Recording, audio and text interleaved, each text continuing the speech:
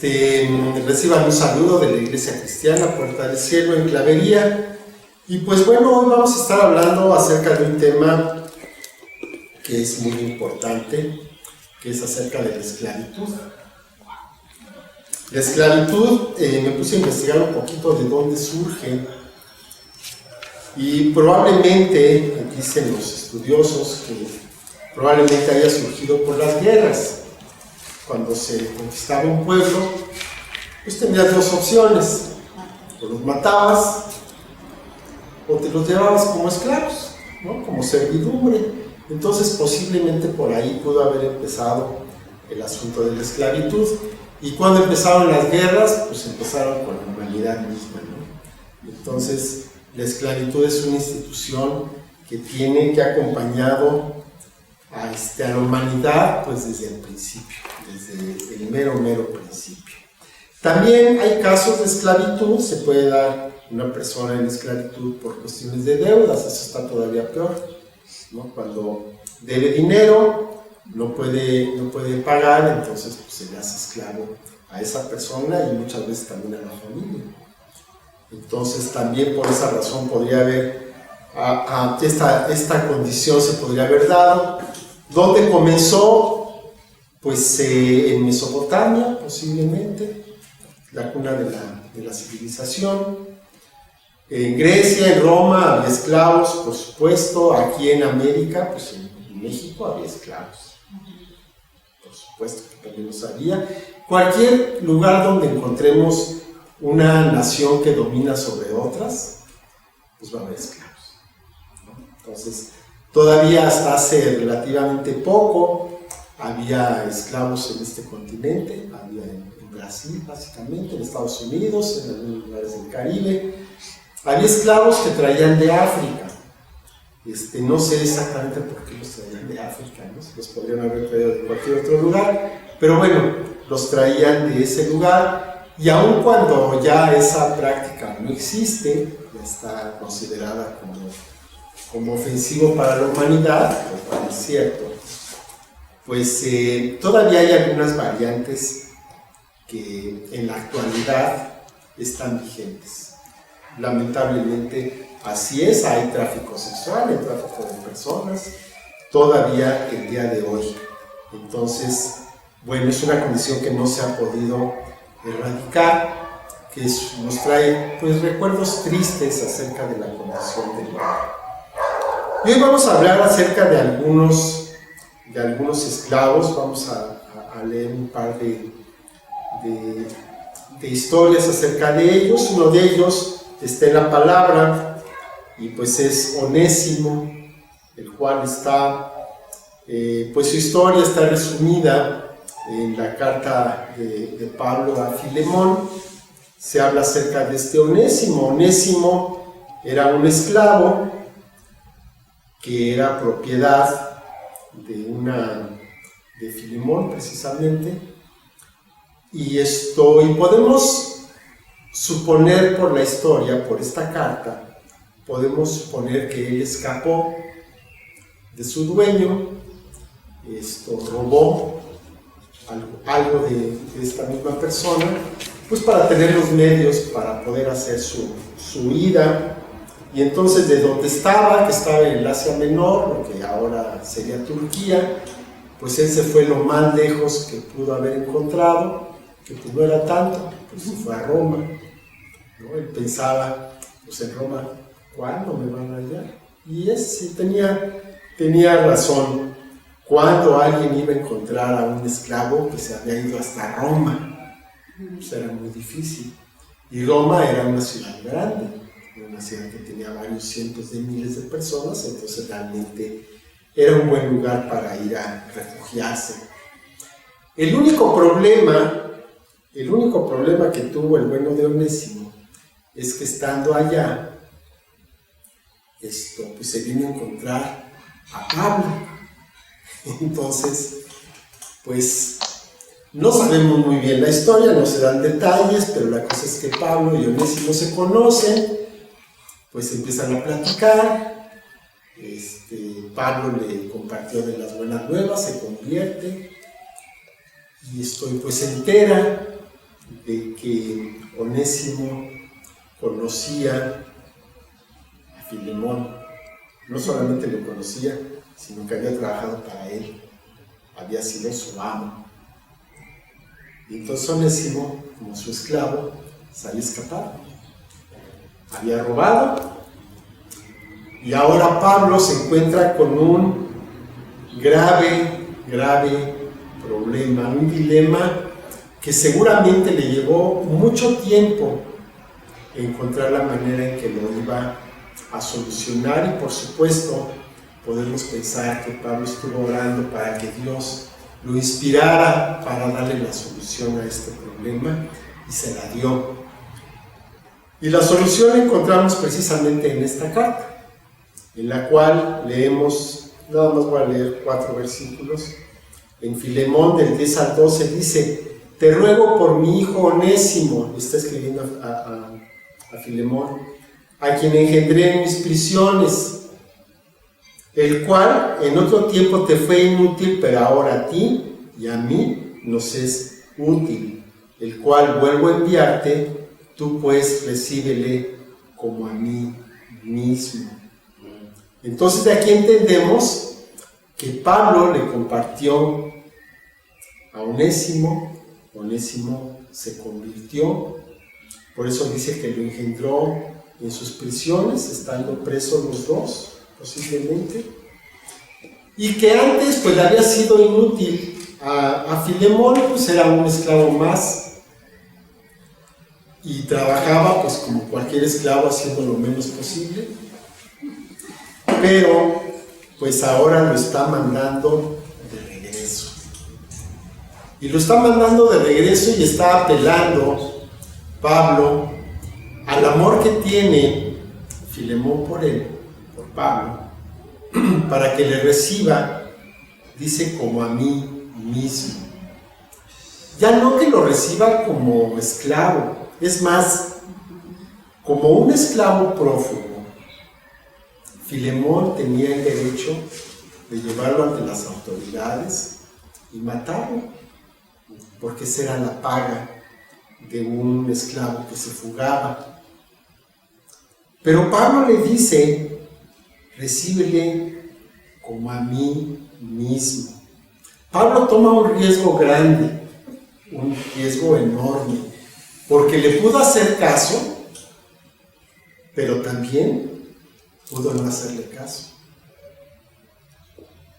Y todavía más, en el verso 18 dice: y si en algo te dañó o te debe, ponlo a mi cuenta. Pues sabiendo la relación que tenían Filemón con Pablo, pues podemos suponer, porque no tenemos la certeza, pero podemos suponer que Filemón lo recibió, lo perdonó y por supuesto no le cobró a Pablo. ¿Cómo le vas a cobrar a tu padre espiritual?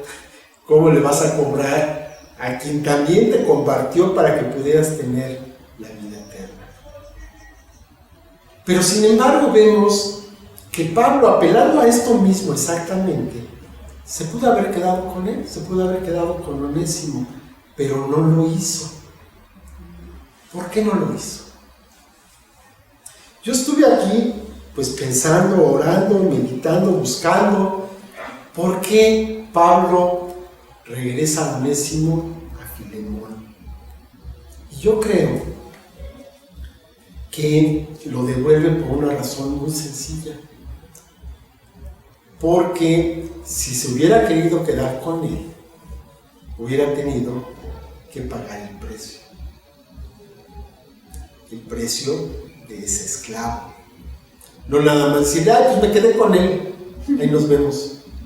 Lo pudo haber hecho, pero en justicia no lo debería de haber hecho, y no lo hizo. Entonces se lo regresó porque no se había pagado el precio por ese esclavo. Legalmente seguía siendo un esclavo de Filemón y por lo tanto se lo tenía que regresar. ¡Qué tremendo! Qué tremendo. ¿Por qué? Porque de acuerdo a la ley vigente en ese tiempo, en esa nación, un esclavo no se podía liberar nada más así por otra persona.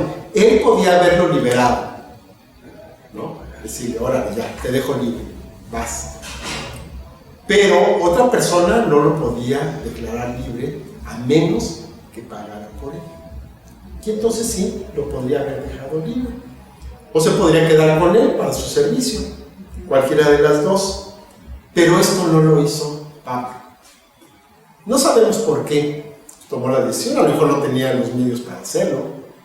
O a lo mejor, pues simplemente dijo, no, pues este no es mío, se lo regreso a su dueño legítimo. Pero que ya no lo tome como esclavo, sino que lo tome como un hombre libre, como un hermano, como dice la palabra, ¿no? Ahora es tu hermano, porque tienen el mismo padre. Entonces recíbelo, pero ya no lo recibas como aquel esclavo que fue, y lo que te hizo, perdónalo. Si todavía tienes por ahí alguna cuestión, pues ponlo a mi cuenta. Ahí luego te lo pago. Sabiendo lo que iba a ocurrir. No conocemos cuál es el desenlace de la historia, pero lo podemos suponer. Podemos suponer que Filemón recibe a Onésimo. Y esto, bueno, también ahí hay que ver que Onésimo, el tamaño de la fe de Onésimo, que regresó, sabiendo a lo que se estaba arriesgando. Pero bueno, eso sería cuestión de verlo después en otro mensaje. Y entonces Filemón lo recibe, lo deja en su casa, posiblemente, pero ya en una condición diferente. O a lo mejor lo liberó y se fue a otro lugar, no lo sabemos. Pero esto nos lleva al concepto de redención. ¿Qué es esto de la redención? ¿Cómo se podía redimir a un esclavo? Y ahorita hablamos un poquito acerca de esto. Bueno, redimir a un esclavo era pagar el precio por ese esclavo. Entonces, de acuerdo a su edad, a su condición, a su sexo, se fijaba un precio por un esclavo. Y entonces, para poderlo redimir, se tenía que pagar el precio por esa persona. Y se tenía que hacer además ante autoridades para que quedara testimonio de que se había hecho de una manera legal y no se había hecho una cuestión ahí delictiva. Entonces se tenía que redimir esta persona, y esta redención que se hacía por un esclavo se hacía mediante el pago en dinero. ¿Qué pasaba con los muertos, con las personas que morían en el Antiguo Testamento? Bueno, las personas en el Antiguo Testamento que morían no habían sido redimidas tampoco. Legalmente eran propiedad del pecado, de su mala naturaleza. Pero el Señor en su misericordia, pues hizo dos lugares diferentes para albergar a esos muertos. Por un lado, los que eran justos se iban a lo que era el seno de Abraham. Los que no lo eran se iban al Hades. Y esto lo podemos ver en la historia de Rico y Lázaro, que está en Lucas 16. Está ahí muy claro cómo está la situación.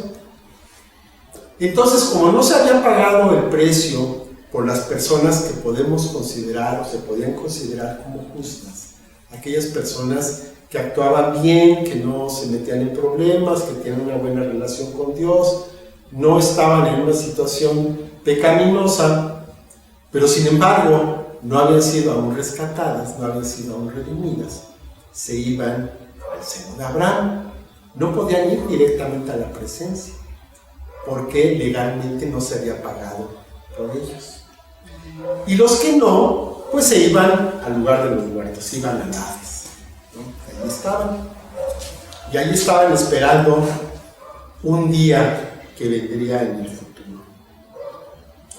Y les voy a contar acerca de otro esclavo, no exactamente esclavo, pero otra persona que tenía una condición similar, porque ahorita estamos leyendo, la esposa y yo, estamos leyendo un libro de Victor Hugo que se llama Los Miserables.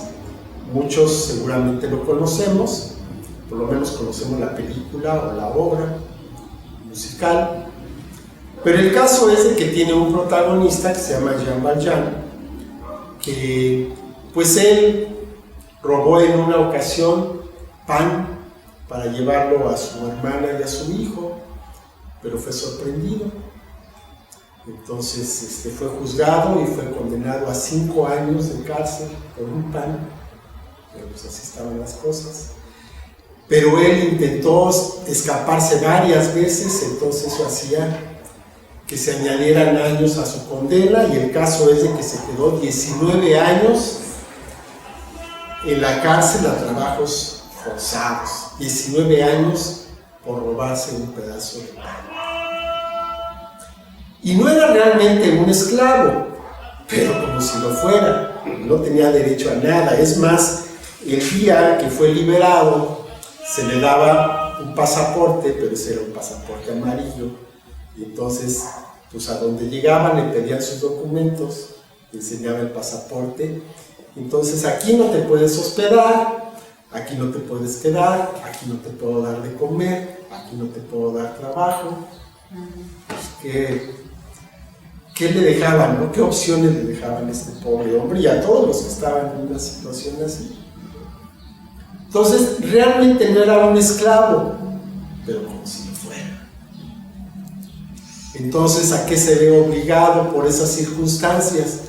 Pues a delinquir, a robar ahora sí con ganas de hacer daño, ahora sí con maldad, ahora no nada más para sobrevivir, que también, sino ya lo hacía con odio, con ganas de lastimar a los demás.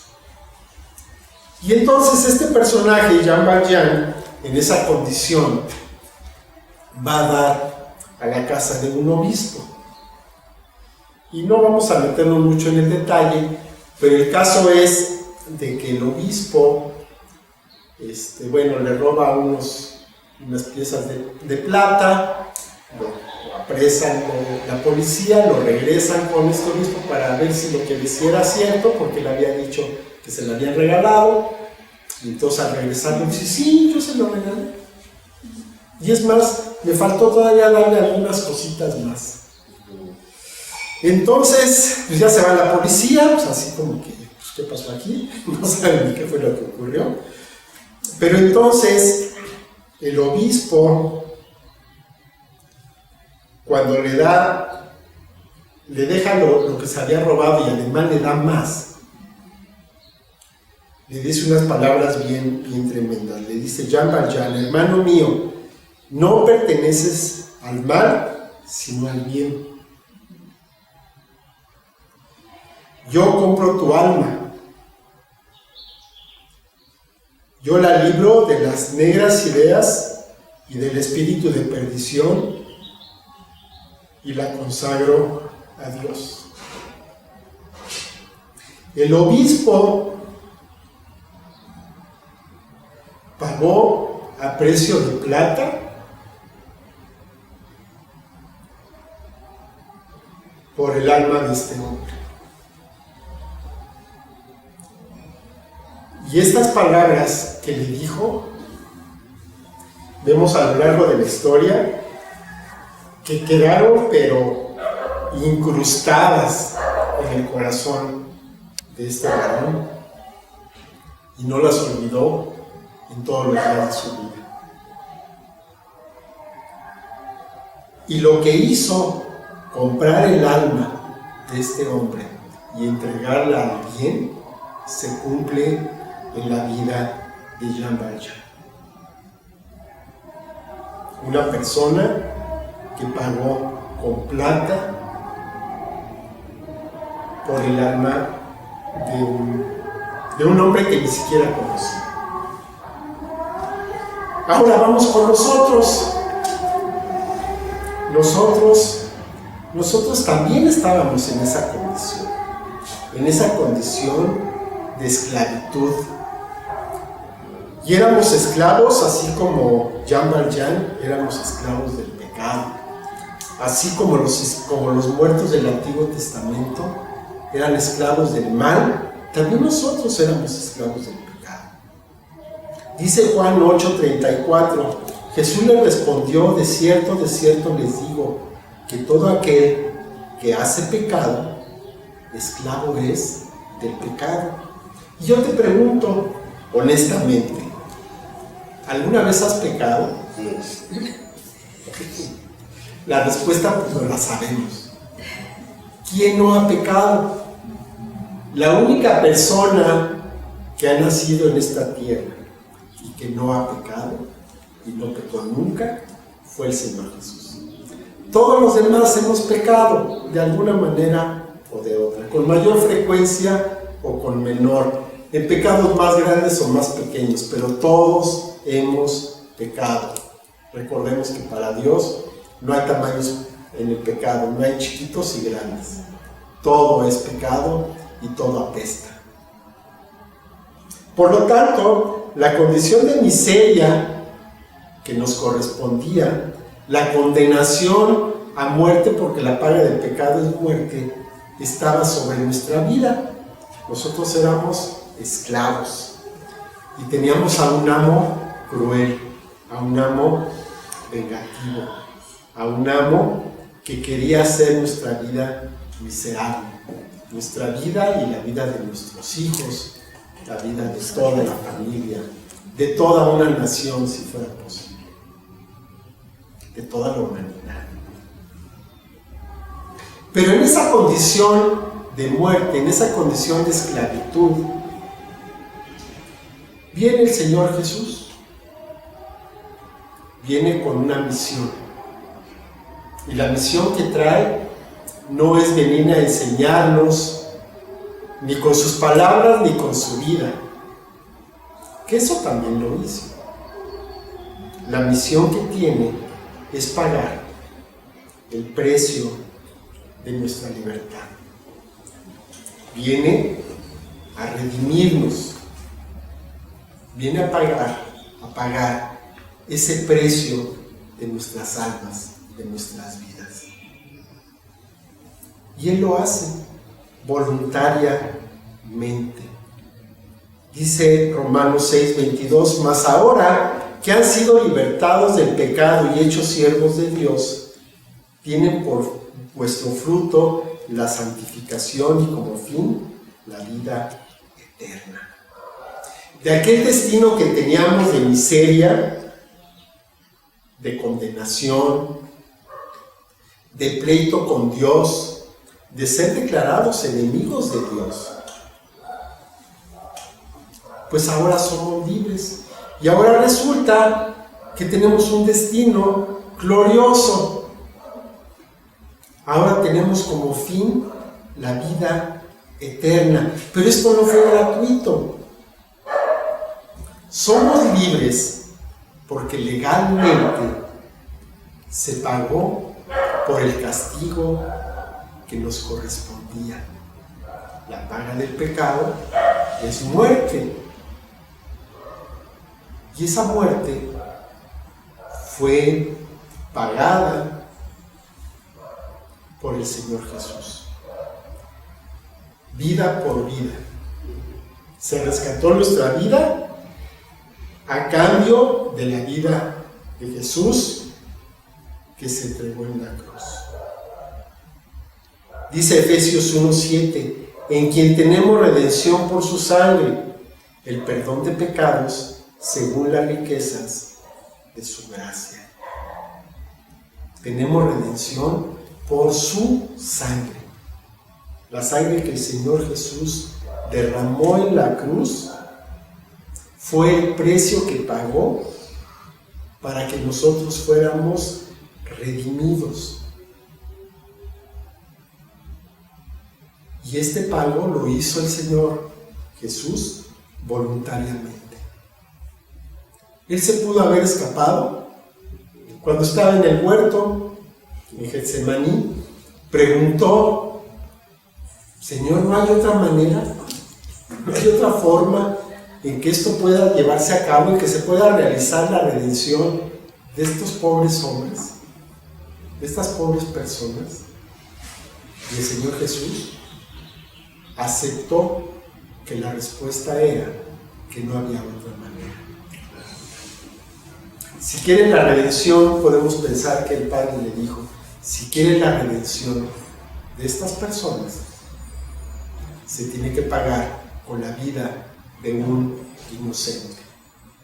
Y aquí el único inocente que hay, hijo mío, eres tú.